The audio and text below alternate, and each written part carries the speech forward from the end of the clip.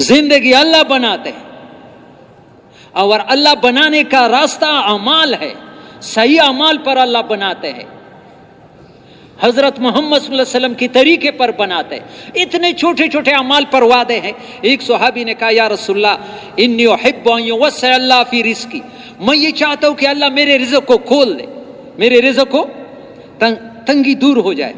آسان، تم علی طہارت یوسع فی رزق، ہمیشہ بوضو رہو تمہارا رزق کھول جائے گا۔ یہ کس کا بتایا ہوا نسخہ ہے؟ حضرت محمد صلی اللہ علیہ وسلم کا، نہیں استعمال کرتے کوئی۔ بوضو رہنا کوئی مشکل ہے؟ کتنا پاک صاف رہو گے۔ ادھر شاید بیٹا ہوگا، ایک آدمی ہے، اس کا بیٹا امریکہ میں ہے، مجھے کسی نے بتایا، پھر میں اس کی دکان پر گیا ادھر چونگے میں کہ تاکہ ان سے سن لوں۔ امریکہ وہاں ایک سٹور میں ہے امریکہ میں، پھر میں نے ان کے زبان سے خود ان کانوں نے سنا کہ وہاں امریکہ میں یہ 4-5 مہینے پہلے کی بات ہے، بعض لوگ وہ کرنٹینا میں ڈالنے کے لیے وہ جاتے نہیں ہے تو ٹیسٹ کرنے کے لیے، تو بعض کا ٹیم ہوتا ہے اور وہ ہوتا ہے پولیس والے، راستے میں لوگوں کو گھیرا ڈالتے ہیں اور سر پر وہ رکھتے ہیں کہ ہے یا نہیں ہے۔ وہ اس نے بتایا مجھے کہ میرا بیٹا کہتا ہے کہ 90 آدمی تھے، سب میں شکایت نکلی کرونا کی، اور مجھ پر جب مشین لگایا کچھ بھی نہیں، دوبارہ لگایا، پھر مجھے کہا تم نے کون سی دوائی استعمال کی؟ میں نے کہا میں 5 وقت وضو کرتا ہوں اور آیت الکرسی پڑھتا ہوں، نماز پڑھتا ہوں۔ تو پولیس والوں نے کہا ان سے کہ تم بھی ان جیسا کرو نا۔ ہمارے ساتھ خدا کی قسم ایسے نسخے جو امریکہ کے ساتھ نہیں ہے، لیکن مسلمان اس پر یقین نہیں ہے۔ ایک وضو سے تمہارا، ایک استغفار سے خدا کی قسم تمہارے سارے مسئلے حل ہوتے ہیں۔ یقین کرو، تم 300 مرتبہ استغفار روزانہ پڑھ لیا کرو، نبی کا بتایا ہوا نسخہ، پکا حدیث ہے، سارے پریشانیاں دور ہوتی ہے۔ ادھر میں مرکز وضو کی جگہ پر جا رہا تھا، باہر بیان تھا، ایک آدمی آپ جیسے عمر کا تھا، 40-45 سال، مجھے کہا تمہارے 2 باتوں سے مجھے بڑا فائدہ ہوا۔ ایک تو وضو میں پانی کم استعمال پر بہت زور دیتا ہے، میں ہر وقت بیان میں یہ یاد رکھو میرے پیارے بھائی، میں نے پہلے کہا کہ جو بات سنو عمل کی کوشش کرو، سنا اور عمل نہیں کرتا یہ تو یہودیوں کا راستہ ہے۔ علم آ گیا لیکن پھر بھی پرواہی جتتا ہے۔ آج تو نیت کرو، وہ کہتا ہے میں وضو پر 2 لوٹے استعمال کرتا، ابھی مشق شروع کی، آدھے لوٹے پر وضو بناتا ہوں۔ خدا کی قسم میں نے اپنے نماز میں زبردست نورانیت پائی۔ کس کس کی نیت ہے کہ انشاءاللہ پانی کم استعمال کریں؟ مشق شروع کرو، تم دیکھو اپنے نماز میں۔ دوسرے نوجوان نے مجھے کہا کہ مجھے وہ وسوسے زیادہ آتے تھے، جب پانی کا استعمال کیا گیا میرے سارے وسوسے ختم ہو گئے۔ یہ نسخے ہے۔ دوسری چیز بتائی کہ جب سے میں نے 313 مرتبہ استغفار شروع کیا، میرا کوئی کام اٹکتا نہیں، کوئی کام۔ یہ تجربات تو دوسری بات ہے، اصل بات تو حضرت محمد صلی اللہ علیہ وسلم کی کہ اس نے بتایا ہے کہ اللہ ہر تنگی سے نکالے گا۔ تم پابندی سے کرو تو صحیح، اپنے گناہوں کو یاد کر کے استغفار کرو، بیٹھ کر کرو، 20 منٹ لگتے ہیں۔ بہتر استغفار استغفر اللہ الذی لا الہ الا هو الحی القیوم واتوب الیہ۔ استغفار کرو، اعمال کرو، نماز صحیح پڑھو، نماز پر بنی ہوئی ہے نماز، یہ بار بار یہ بات سنو، بنی ہوئی ہے نماز انسان کی وہ اصلاح کر سکتی ہے جو 1000 پیر اور مرشد نہیں کر سکتے۔ پہلے بھی میں نے کہا یہ مشق شروع کرو میرے پیارے بھائیو، آج سے جب سورہ فاتحہ پڑھو، ایاک نعبد و ایاک نستعین۔ ایک مولوی صاحب نے ابھی 1-2 مہینے پہلے خواب دیکھا کہ نبی علیہ السلام فرماتے ہیں کہ تبلیغ کیسے کروں؟ کسی نے کہا کہ ایاک نعبد و ایاک نستعین کے طور پر کرو۔ اس کا کیا مطلب ہے؟ ایاک نعبد کا معنی مفتی محمد شفیع صاحب نے کیا ہے، یا اللہ جیسے تجھ سے ڈرتا ہے ایسا کسی سے نہیں ڈریں گے، یا اللہ جیسے تجھ سے محبت کرتے ہیں کسی سے نہیں کریں گے، یا اللہ جیسے تیرا مانتے ہیں ایسا کسی سے نہیں مانیں گے۔ یہ 3 باتیں ایاک نعبد میں آ گئی۔ یہ تم نے دعویٰ کیا، یا اللہ یہ بات آسان نہیں ہے، مشکل، و ایاک نستعین، فوراً یا اللہ اسی بات میں تو میری مدد کر۔ میں نے دعویٰ کیا تو مجھے ایسا بنا دے۔ کس کس کی نیت ہے کہ کوشش کریں گے کہ اس کو پڑھتے وقت اسی سوچ سے۔ ابھی پیر صاحب فرماتے تھے عصر سے پہلے مشورے میں کہ یہ نماز میں یہ توجہ برابر کرو کہ اللہ مجھے دیکھ رہا ہے، میں اللہ کو دیکھ رہا ہوں، نہیں تو کم از کم اللہ مجھے دیکھ رہا ہے، اللہ سے مانگ رہا ہوں۔ سوالات دعا کو کہتے ہیں، نماز تو سارا اللہ سے مانگنا ہے۔ اہدنا الصراط المستقیم پڑھتے ہوئے اس تصور سے پڑھو، یا اللہ میں تو 1 سال کا بچہ ہے، خود نہیں جا سکتا ہے، کسی نے اس کے دونوں انگلیاں پکڑے ہیں، اس کو جس کے ہاتھ میں انگلیاں اس کو یقین ہے میں نے چھوڑ دیا تو گر جائے گا، یا اللہ اگر تم نے ہمارے انگلیاں چھوڑ دی ہم 1 قدم بھی خدا کی قسم صحیح نہیں اٹھا سکتے۔ سورہ فاتحہ اس دور دیکھو کہ تمہاری زندگی بدلتا ہے یا نہیں بدلتا۔ رکوع سجدے میں خاص کر یہ میں نے پہلی بھی کہا، یہ ہمارے جوان بچے، مجھے اپنے مسجد میں امام ہوں، بعض جوان ایسے نماز پڑھتے ہیں کہ نماز ان کو بددعا دیتی ہے۔ رکوع گیا ابھی سر اٹھائے نہیں، سجدی گیا سجدے سر اٹھائے نہیں، پھر تھوڑا سا نماز پر وقت لگاؤ، تھوڑا سا رکوع میں جاؤ، سبحان ربی العظیم، پاک ہے رب میرا جو بہت بڑا ہے، دل میں کہو یا اللہ رب منا ساری ضرورتوں کو پورا کرنا، یا اللہ تو بہت بڑا ہے، میری تو چھوٹی ضرورت ہے، یا اللہ میری ساری ضرورتوں کو پورا کر۔ زبان پر یہ پڑھو، دل میں مانگو، سجدے میں سر لگاؤ۔ سب سے زیادہ انسان اللہ کو جو قریب ہوتا ہے وہ سجدے کے حالت میں، نفلوں میں سنتوں میں 7 مرتبہ پڑھو، 9 مرتبہ 13 مرتبہ پڑھو، سجدہ لمبا کرو، اور پھر سبحان ربی الاعلی۔ ایسا کتابوں میں لکھا ہے کنز العمال میں، سجدے میں یہ تصور سے سجدہ کرو جیسے اللہ کے قدموں کے درمیان میں نے اپنا سر رکھا ہے۔ کتنی عاجزی ہے کسی کے سر کے قدموں میں اپنا سر ڈالنا، یا اللہ میں نے یہ سر ڈالا ہے، تو بہت بلند ہے، میرے تو تھوڑی ضرورت ہے، یا اللہ میری ضرورتوں کو بھی پورا کرو اور میری تربیت فرما۔ یہ دیکھو تم ایسا نماز شروع کرو کہ تمہارے زندگی کیسے چینج بن جاتی ہے۔ کس کی نیت ہے، انشاءاللہ اس کی مشق کریں گے۔ نماز پر کوشش کرو، ہاں صحیح نماز اور جماعت سے پڑھو۔ مجھے بڑا دکھ ہوتا ہے، کئی دفعہ یہاں بھی کہا ہے، ایک مسجد میں امام ہوں، ظہر کو میرے ساتھ جو لوگ نماز پڑھتے ہیں، پھر بعد میں پڑھنے والے ان کو حساب کروں تو 2/3 بعد میں اکیلا پڑھتے ہیں۔ خدا کی قسم 5 روپے کا نقصان بھی نہ سمجھتے کہ ہم سے جماعت چلی گئی۔ حالانکہ ابو بکر وراق بہت بڑے شخصیت، حضرت شیخ الحدیث مولانا زکریا صاحب نے یہ قصہ لکھا ہے، حج کے لیے جا رہے تھے، راستے میں کہا کہ مجھے واپس کر دو، کیا بات ہو گئی؟ مجھ سے 700 کبیرہ گناہ ہو گئے۔ کتنے؟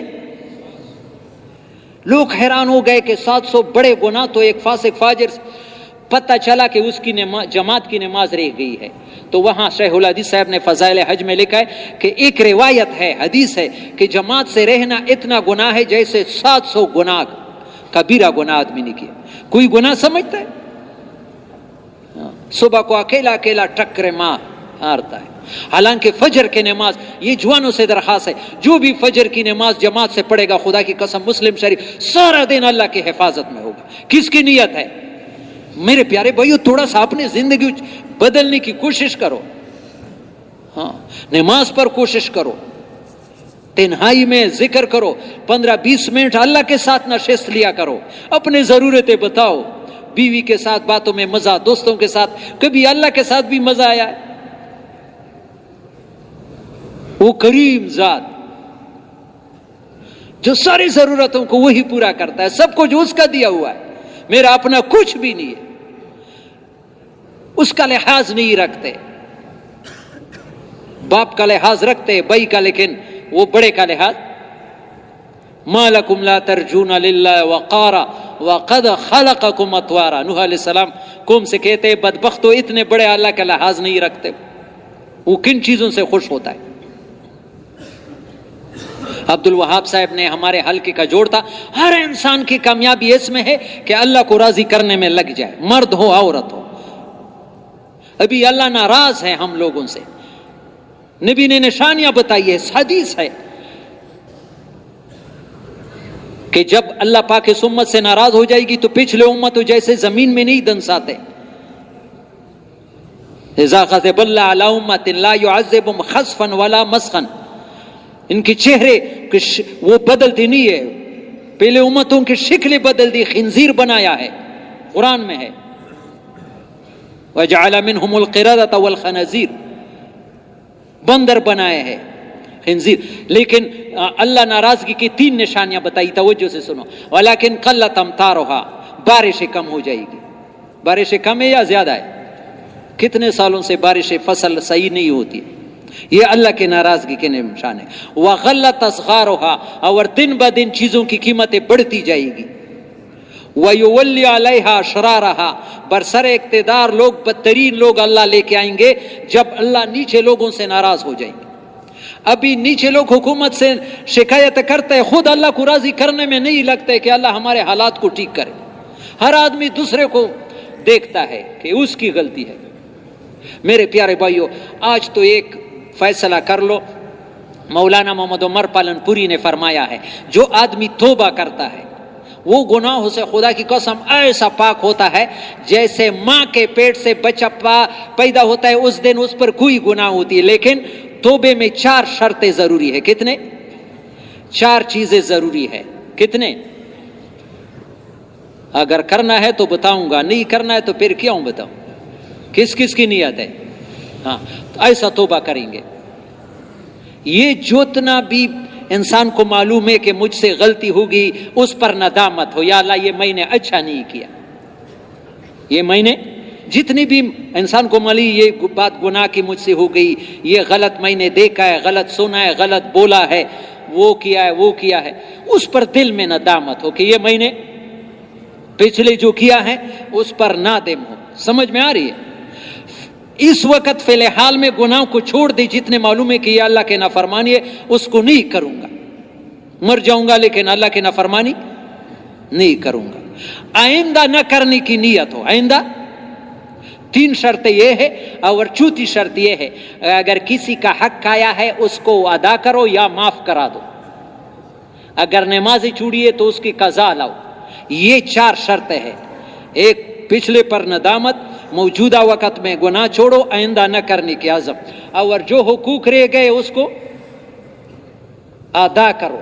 کسی کے انسان کا عجیب بات بتاؤں, اللہ ہمیں غیبت سے بچائے. تفسیر روح المانی بڑا معتبر تفسیر میں, اس میں لے کے اگر کسی آدمی کی غیبت کی ہے تو اس کا بھی دوائی نبی نے بتایا. ہمارا نبی ایسا شفیق ہے, کبھی خیال آیا کہ مجھ سے تو کسی کی غیبت ہو گئی, اور غیبت زنا سے بھی سخت گناہ ہے, لوگ گناہ بھی نہیں سمجھ. تو کفارۃ من اغتبتہ ان تستغفر لہ, جس کی غیبت کی سمجھا کہ میں نے اچھا, یا اللہ جس آدمی کی میں نے تو اس کو معاف کر دے. جس کی غیبت کی اس کو معافی, اللہ سے معافی مانگے تو تمہارا گناہ معاف ہو گیا. کرو گے نا؟ اور ہاں اللہ کے حقوق رہ گئے اس کو ادا کرنے میں لگو. یہ اعمال والی زندگی سے دنیا جنت بنتی ہے. خدا کی قسم یہ گارنٹی ہے. آج جو ہم پریشان ہیں یہ کبھی بھی نہ سوچے کہ یہ میرے ساتھ بڑا تنہا نہیں ہے, میرا بڑا گھر نہیں ہے, میرا کوٹھی نہیں ہے, میرا یہ نہیں ہے. سب سے دین کی کمی ہے. کسی میں کتنی فیصدی کی, لیکن کوئی بھی, مولانا یوسف رحمہ اللہ فرماتا ہے, بڑے بڑے بزرگ لوگ مجھے بزرگ کہیں گے, خدا کی قسم یہ بات حق کہتا ہوں کہ ابھی مولانا یوسف رحمہ کسی میں آدمی بھی پورا دین نہیں ہے اس زمانے میں, اور کمی محسوس بھی نہیں کرتے. اگر محسوس کرتے تو دنیا کی کمی, دین کی کمی احساس بھی نہیں ہے. کراچی میں واسع منظور صاحب, اللہ اس کی قبر کو جنت کا باغیچہ بنا دے, بڑے آدمی تھے. ہم صومالیہ میں جا رہے تھے 97 میں, ہمارے ساتھ مذاکرہ کر رہا تھا کہ کراچی میں ایک آدمی تھے, تبلیغ میں بھی بہت پیر رہے تھے, لیکن اس کے حالات پریشان کن تھے, بنتے نہیں تھے. تو میں نے سوچا کہ اس کا تار کہاں کٹا ہوا ہے. اس کا تار سمجھ میں آئی؟ اس کا تار تو پتہ چلا کہ اس کی والدہ اس سے ناراض ہے. اس کی والدہ تبلیغ پر نہیں, ویسے والدہ کو ناراض کیا. تبلیغ کے بارے میں بھی یہ سنو, بعض لوگ غلط فہمی میں ہے. صاف کراچی کے آپ کے مسائل کا حل یوسف لدھیانی صاحب کے 10 جلدوں میں کتاب ہے. ایک آدمی تبلیغ میں جاتا ہے, ماں باپ کی مرضی نہیں ہے تو اس کو تبلیغ میں جانا جائز ہے یا نہیں ہے. اس کی 2 صورتیں ہیں, وہ کتاب خود آپ دیکھ سکتے ہیں. اگر ماں باپ بسترے پر بیمار پڑے ہے, کوئی اور بیٹا نہیں ہے, تو پھر تو حق ہے کہ ماں باپ کی خدمت کرے. لیکن اگر یہ ماں باپ اس بیٹے کو دنیا کے لیے 4 سال کے لیے بھی فارغ کرتے لیکن تبلیغ کی اجازت نہیں دیتے, ایسے ماں باپ کا ماننا گناہ ہے. ایسے ماں باپ کا لا طاعت لمخلوق فی معصیت الخالق، جب اوپر والا ناراض ہوتا ہے یہاں پیچھے نیچے کی اجازت نہیں ہے۔ لیکن تو ہمارا بھی میرے پیارے بھائیوں کہاں تار کٹا ہوا ہے۔ ابھی جوڑ میں یہ بھی بتایا کہ علماء سے مسائل سیکھو، حلال حرام کا 80% بھی دین حرام غذا کی وجہ سے آتی ہے۔ تمہاری غذا صحیح نہیں ہو، کمائی۔ کنز کا شرح ہے معدن الدقائق، اس میں لکھا ہے ام محبہ ایک عورت ہے۔ کون ہے؟ توجہ سے سنو، یہ کاروباری لوگ، تجارتی لوگ، نام کیا ہے؟